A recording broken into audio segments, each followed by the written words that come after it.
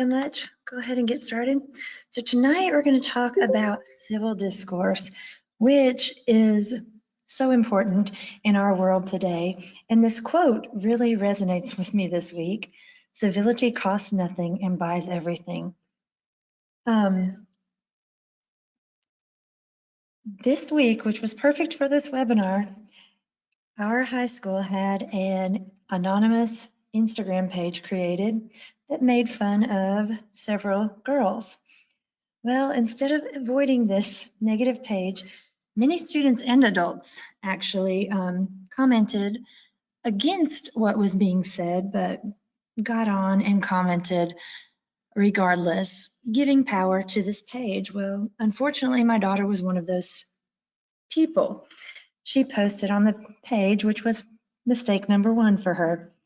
Then an adult had asked her who she thought had created the page. Well, I have taught her to be respectful to adults. However, I've also taught her that that is inappropriate for social media. However, mistake number two, she says a name online. Well, unfortunately, as it happens with social media, the mother of that child began calling out my daughter on social media and continued to say comments which were definitely inappropriate for her being an adult. So as I was thinking of that, the exact things I'm asking my daughter not to do, this adult parent was modeling and showing, well, adults do this too. So it really hurt my power in teaching her why this is wrong and why we should not do it when she saw so many adults, and this wasn't the only thing, responding, number one, on the page at all, and number two, taking away from the page to then take all her anger out on my daughter. Well, it was really hard, but I did not comment on the page. I did not contact the mother about it because another adult stopped and put an end to this parent.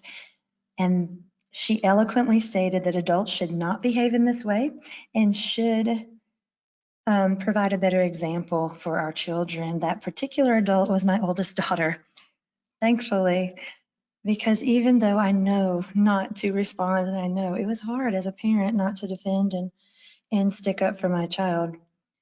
So that whole situation really made me think how important civil discourse is and how it needs to be taught. Even though my child was taught, obviously, there are certain situations and other things, which we're going to talk about tonight, that need to be embedded in our students of the utmost importance. As we know, these things follow you and they do not go away. So tonight we are talking about using narratives and simulation-based learning to foster civil discourse in our classrooms. So think about these few questions. Do you remain calm when other people say things you don't like? Do you comfortably accept when people reach different conclusions on especially controversial issues that you might not agree with? Do you become emotional when you're having a hard time explaining why you think another person's views are wrong? Have you ever lashed out at another person during an argument? So I know that we as adults struggle with many of these questions. So imagine how difficult it is with our students with far less maturity to handle themselves when even adults have a hard time being civil. So as we're talking about civil discourse, what is it? I think of it mostly as having respectful conversation where each speaker may have different views, opinions, points of views. I love the term conversation because conversation to me, yes, can be heated and negative, but for me, conversation is two sides. So I love using that word. So in civil discourse, we share views that may be different from ours. We need to try to understand and accept views when they're not the same as what we think. I like the phrase, let's agree to disagree. I think this applies here. Also, the intent of civil discourse is not to sway someone to your side or convince them why they're wrong. Properly done, the anger, heated, rash, harshly spoken words of emotion should be replaced with calm conversation and a time to learn about other people's views. So why should you teach civil discourse?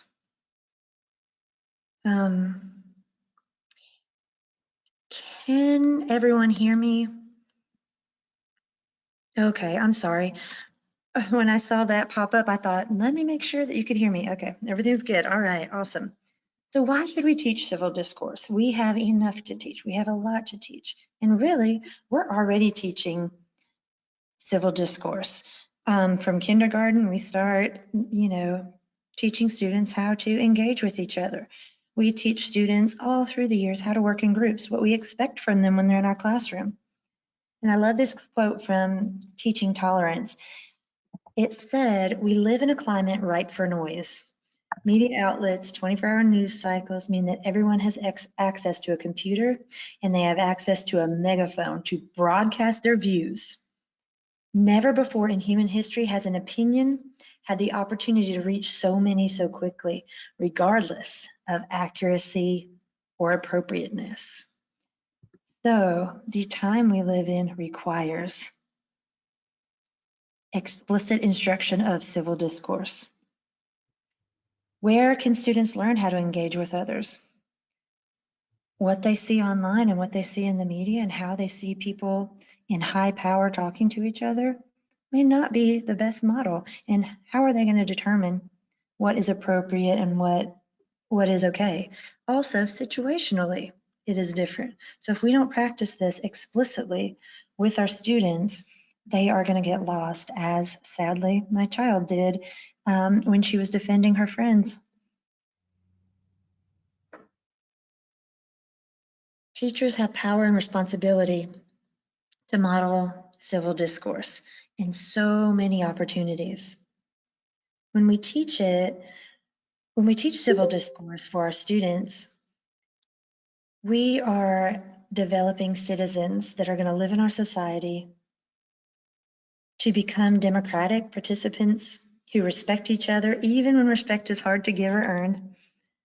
Many of these skills listed here are also essential to determine what is real news, what is accurate, what is appropriate, and to teach students how to think critically in all subjects. So not only are we teaching civil discourse, but we're teaching students how to think for themselves.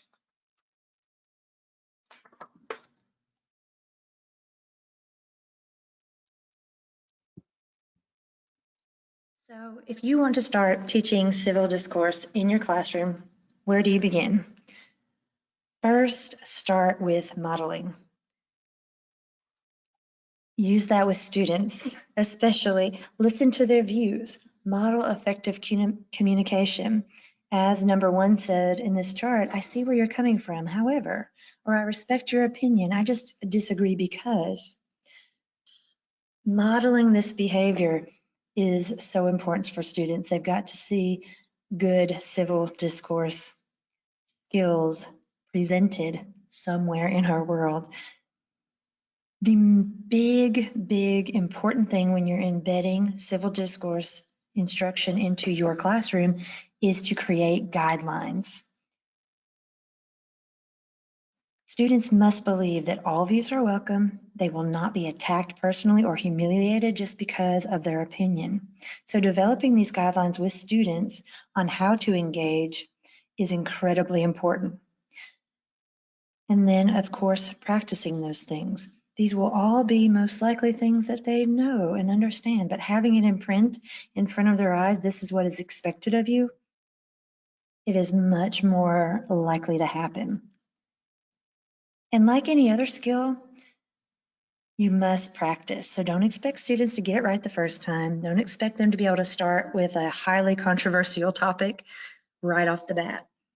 It's best to begin with activities that where they don't feel personally threatened as individuals.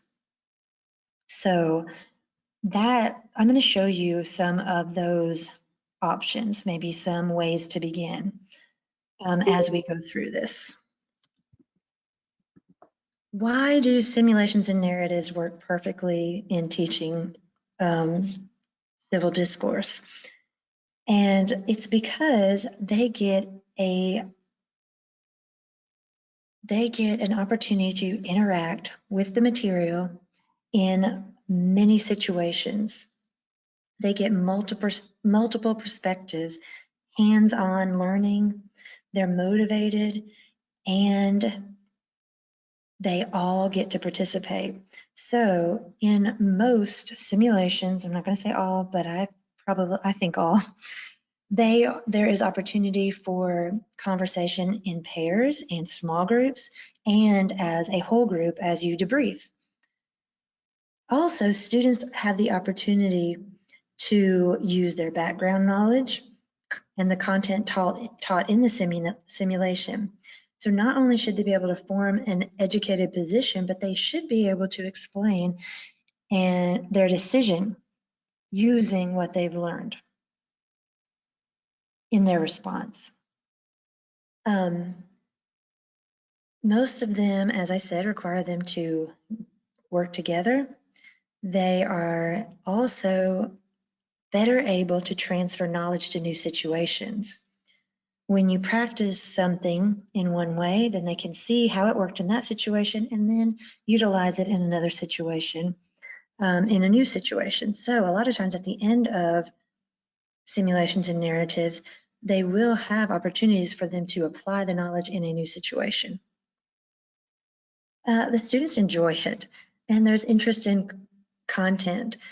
Some things people can get very passionate about, and they can really believe and empathize with what is going on. So learning is deepened, understanding is deepened, and it goes beyond that surface level.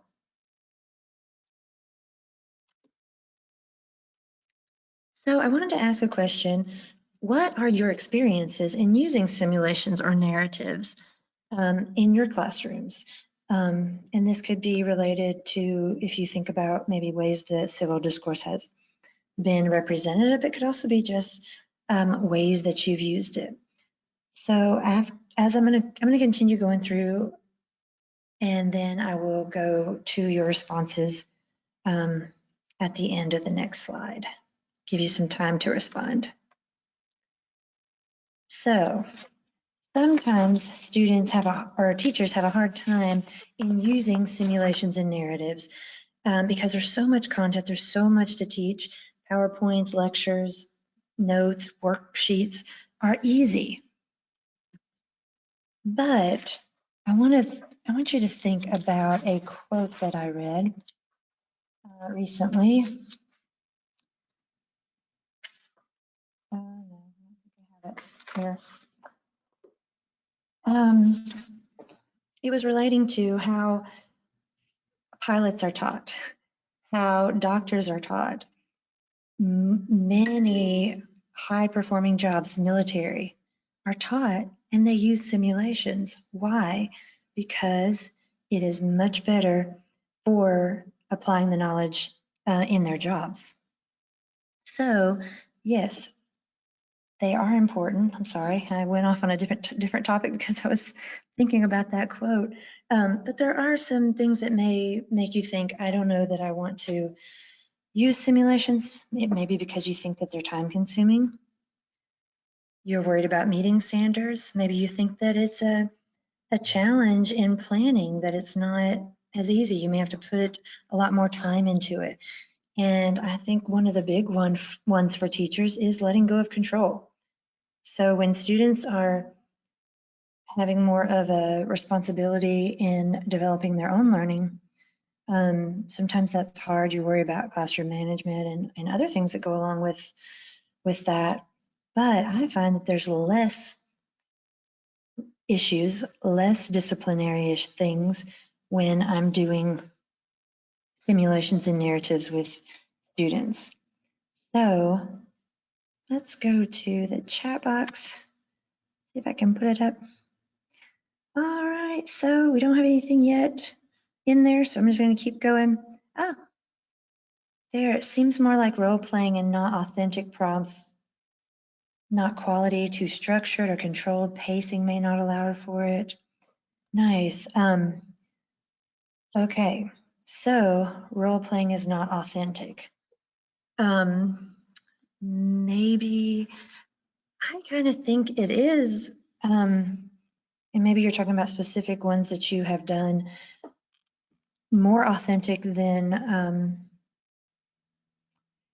oh, sorry. Yeah, that's what I was thinking that you were talking about. Prompts not quality, too structured or controlled, pacing may not allow for it. That is interesting. So maybe it is the ones that you're choosing, because the ones that I've seen in Active Classroom are very adaptable and also allow students to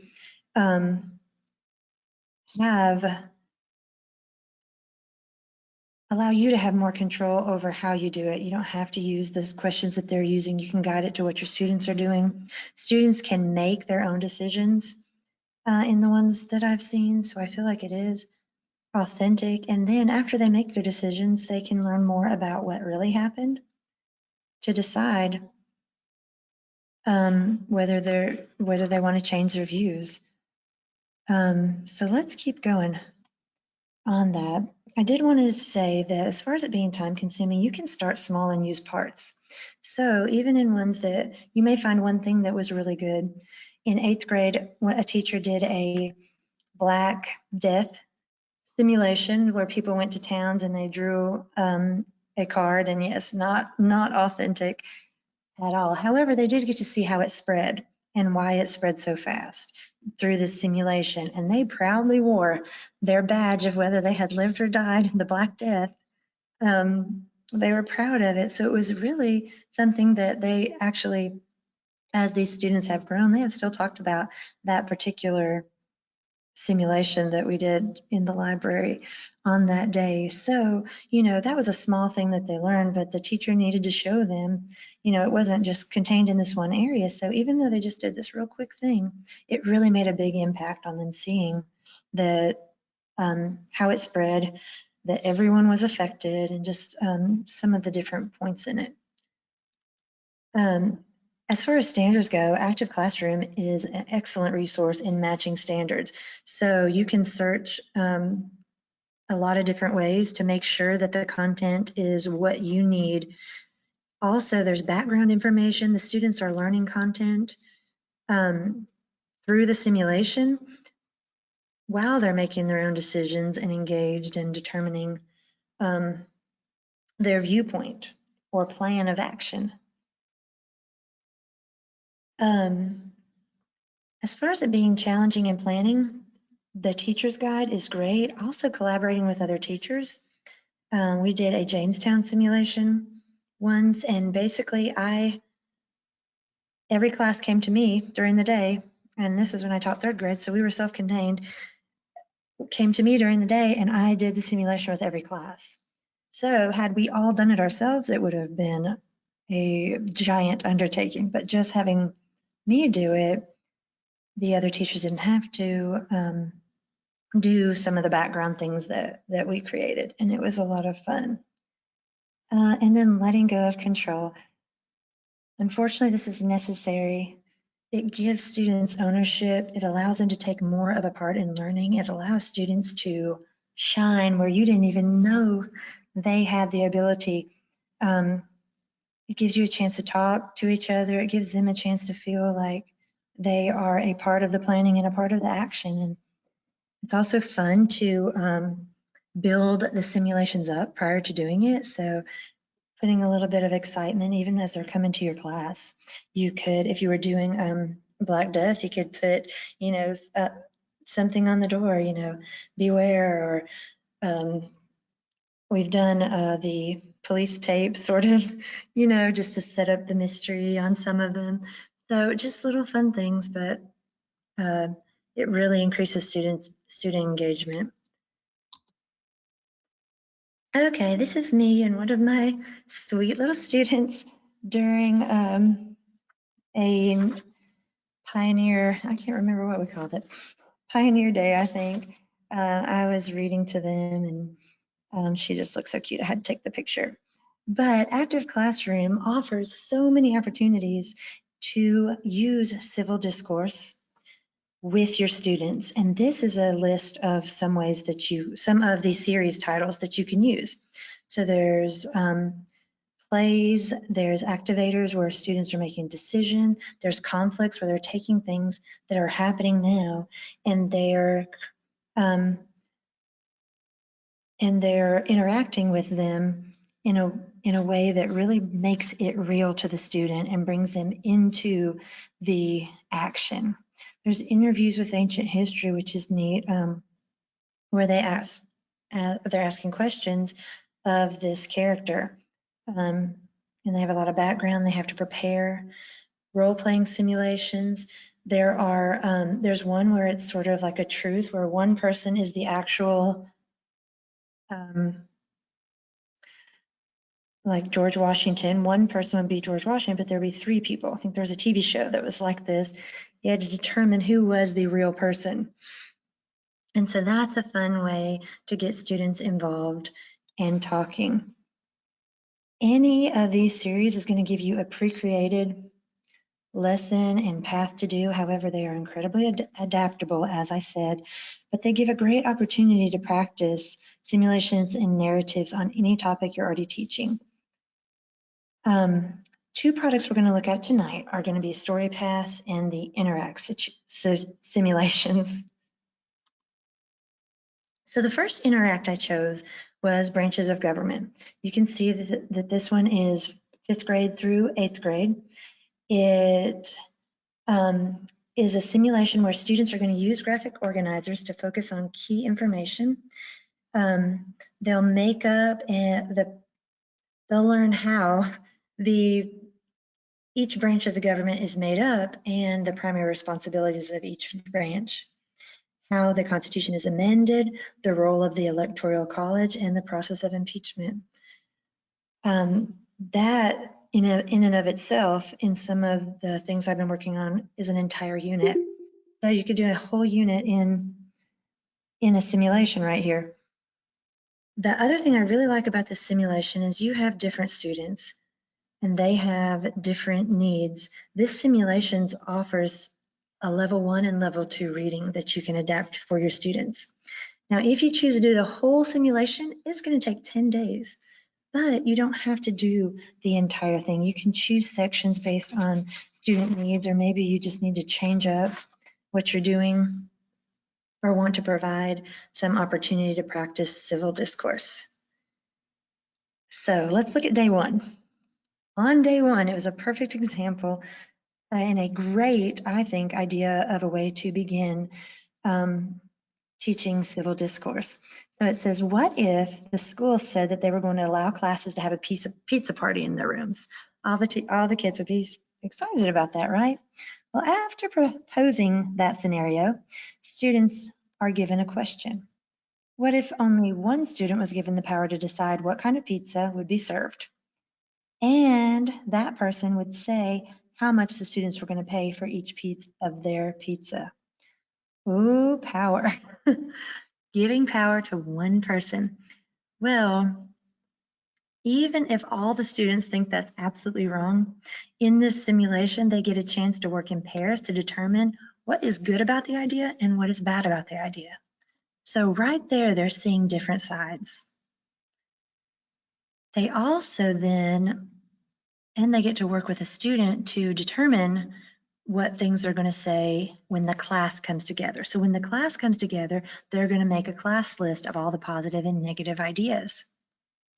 So I love this. On day one, starting out, they're beginning civil discourse skill practice with a quick chance to just a quick question, I should say, with a quick question that they can all answer. They don't need any background knowledge for this. It's relatable to students. It's something that they can all easily have an opinion on. But throughout the 10-day unit, there are many other opportunities.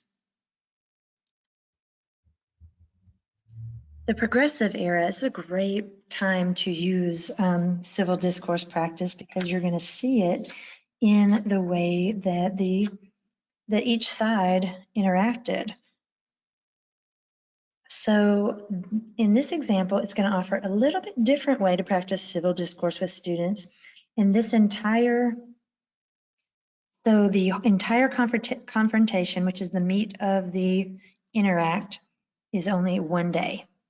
Now you'll give the students their information, their character, so that they can practice several days prior to this.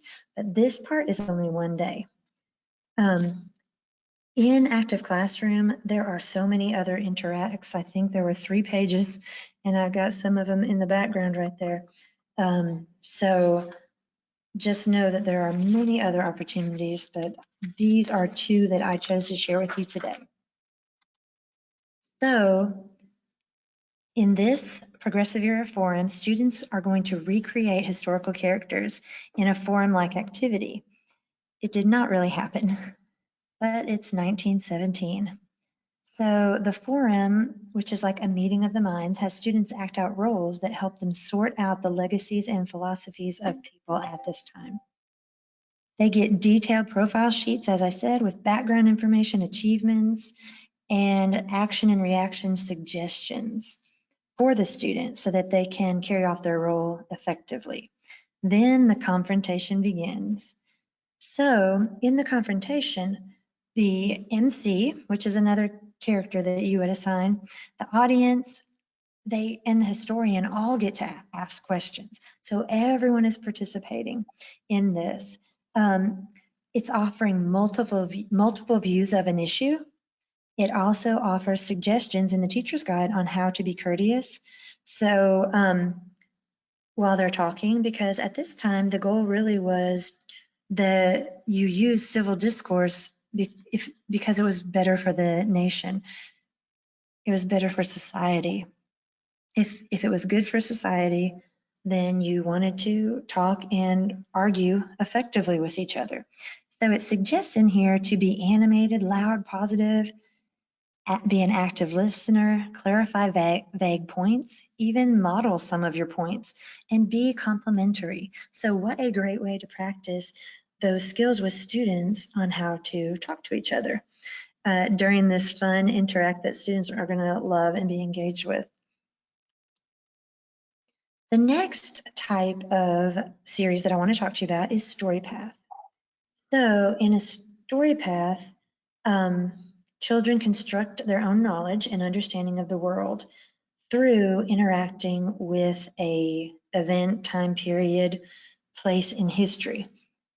They use problem solving and gain deeper, more complex understanding of major concepts.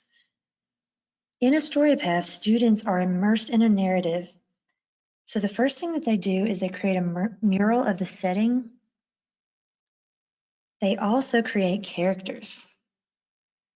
Then they participate in many activities that help them engage with the topic. And they confront problems that people at that time would have faced. So you can hopefully see several areas where civil discourse is going to be needed, especially the end when they're solving a problem. Other story paths available are the Northwest Coast people, so that would be your Native Americans, exploring culture in the museum, families and neighborhoods, so this even gets to my current age group, ancient Egypt, of course, medieval times, the castle, Oregon Trail, understanding goods and services, and the toy company, which is about marketplace. So there's lots of options, and I'm hoping that we get more even in Active Classroom. So in this story path, I didn't want to choose something at the end. I want to show you something in the beginning. So a way that you're embedding civil discourse throughout the story path narrative. So Students are going to compare and contrast roles and classes of people in ancient Egypt. They are going to create their characters, as we said. So they're also learning about them using these slides. One way to practice civil discourse is to practice the conversation, because students are going to have to choose a job for the father and special skills for the mother. But they will need to agree and compromise as a group. Many times throughout here, they're going to create a whole biography about their family. So using that, I see your point, but what do you think about this? Or that's a good idea, but I thought maybe we would do this. So using those compromising skills, coming to an agreement effectively would be wonderfully embedded into this part of the story path. And I also wanted to show you, this is just a little segment of the teacher's guide. If you look in the bottom right-hand corner, I meant to circle it, it says author note, slavery. So not only in a story path are you getting all the materials, slides, a detailed teacher's guide, but it's also going to give you some hints that are really important and things you may not have thought about. So during this time, it suggests do not allow the students to develop characters who are slaves, because that would limit the student's role.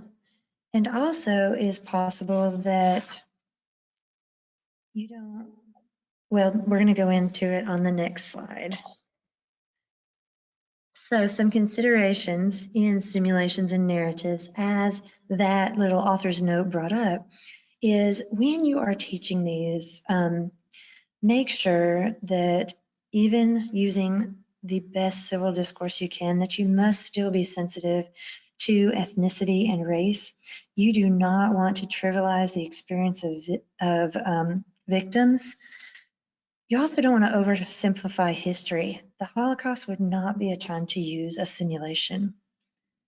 Allow students to sit to the side and maybe they have an emotional connection to something that to where that's not a really good situation for them to be in. Make sure that the students have background knowledge and keep the event in context of global history. So that may be some of where it wasn't, where things can be made not authentic too. Maybe you're doing this great simulation, but they have no idea how it is affecting the world and where it fits in the scheme of things. So that's important too. Be careful not to group students based on characters. We do not want to simulate people that caused oppression. Also, some decisions that had to be made in history, they didn't have much of a choice. They had to make them quickly, and some can even be classified as maybe some choiceless decisions. They just, that was all they had at the time. So just a few things to remember when you're dealing with narratives and simulations. We want students to be able to discuss things that they may not be, that may be a little bit controversial, or maybe have some sides, such as things that are happening today. Let them see the sides. However, we never want to, well, more than that, we want to make sure that our teaching is effective. And there are certain things that are just, you cannot simulate for the students to where they are gaining a better understanding in that way. And there may be just a better way to do it. So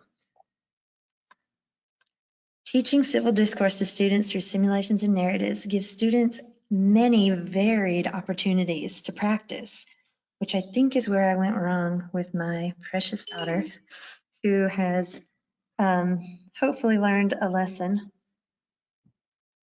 But I love this, and of course, being a librarian, I had to put in a John Dewey quote, give this pupil something to do, not something to learn.